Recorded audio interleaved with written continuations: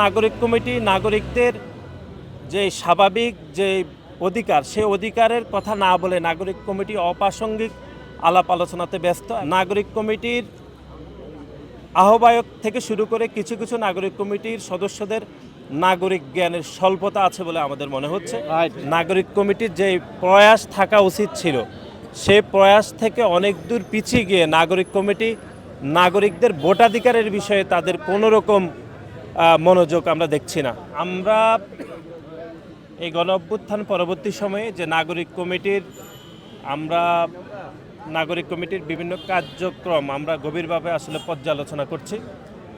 নাগরিক কমিটি যে শব্দগত অর্থে এটা যে ব্যাপ্তি, বিশেষ করে নাগরিকদের ভোটাধিকার অথবা নাগরিকদের সুযোগ সুবিধা নিশ্চিত করার জন্য নাগরিক কমিটির যে প্রয়াস থাকা উচিত ছিল সেই প্রয়াস থেকে অনেক দূর পিছিয়ে গিয়ে নাগরিক কমিটি নাগরিকদের ভোটাধিকারের বিষয়ে তাদের কোনো রকম মনোযোগ আমরা দেখছি না। বরং নাগরিক কমিটির অনেক সদস্যর স্বাভাবিক নাগরিক জ্ঞানের স্বল্পতা আছে বলে আমাদের মনে হচ্ছে। এবং আপনি দেখেছেন যে মুজিববাদ এটি গত 15.5 বছর ধরে, এর আগে বাকশাল যখন ছিল তখন এই শব্দের সাথে বাংলাদেশের মানুষ অনেক বেশি পরিচিত হয়েছিল। যেই গণতান্ত্রিক ব্যবস্থাকে ধ্বংস করেছিল মরহুম শেখ মুজিবুর রহমান 1975 সালের 25 জানুয়ারি বাকশাল তৈরির মাধ্যমে, এবং তারই ধারাবাহিকতা আপনি দেখেছেন গত 3টি জাতীয় নির্বাচনে সে বাকশালের এক ধরনের রেপ্লিকা আমরা দেখেছি খুনি হাসিনার মাধ্যমে। কিন্তু নাগরিক কমিটির যিনি বলেছেন যে জিয়াবাদ, এই শব্দটি আমরা বাংলাদেশ জাতীয়তাবাদী ছাত্রদল দীর্ঘ 5 দশক করে যারা ছাত্রদলকে বিভিন্ন সময় লালন পালন করেছেন তারা কেউ এই শব্দের সাথে একটি বারের জন্য আমরা পরিচিত না। আমাদের জেনারেশন এখানে যারা দাঁড়িয়ে রয়েছেন তারা দীর্ঘ 15-16 বছর ধরে বাংলাদেশ জাতীয়তাবাদী ছাত্রদলের রাজনীতির সাথে জড়িত। আমরা এরকম শব্দ এই প্রথমেই ওনার মুখ থেকে শুনেছি।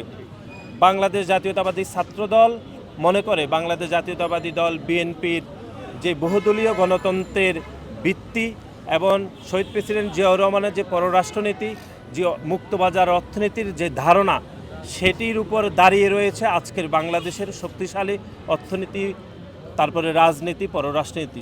একনল হ্যান্ড ওয়াশ 100% প্যারাবেন ফ্রি, তাই নিরাপদ হাতের জন্য আস্থা রাখুন একনলে। সুতরাং শহীদ প্রেসিডেন্ট জিয়াউর রহমানের এই ধারাকে যদি আপনি অস্বীকার করেন, এখনকার বাংলাদেশের ধারণাকে আপনি অস্বীকার করলেন।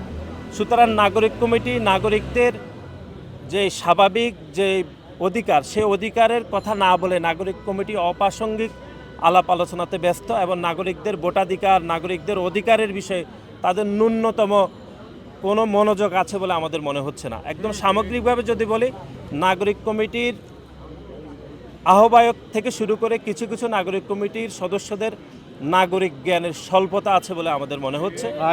আমরা ওনার এই বক্তব্য ঘৃণাভরে শুধু প্রত্যাখ্যান করছি না, বরং ওনাদেরকে আরও অনেক বেশি বাংলাদেশের রাজনীতি, অর্থনীতি, বাংলাদেশের স্বাধীনতার সময় ইতিহাস এবং 1975 সাল পরবর্তী সময়ে যে একটি বাংলাদেশে এক ধরনের অরাজকতা থেকে বাংলাদেশকে একটি বহুদলীয় গণতন্ত্রের দিকে শহীদ প্রেসিডেন্ট জিয়াউর রহমান নিয়ে এসে বাংলাদেশের গণতান্ত্রিক ব্যবস্থাকে যে শক্তিশালী করেছেন, সেই বিষয়গুলোকে পড়াশোনা করে এবং বাংলাদেশের মানুষকে সেইভাবে কথা বলবেন, তারা বাংলাদেশের মানুষকে সেরকমভাবে প্রতিনিধিত্ব করবেন, আমরা সেটি প্রত্যাশা করছি।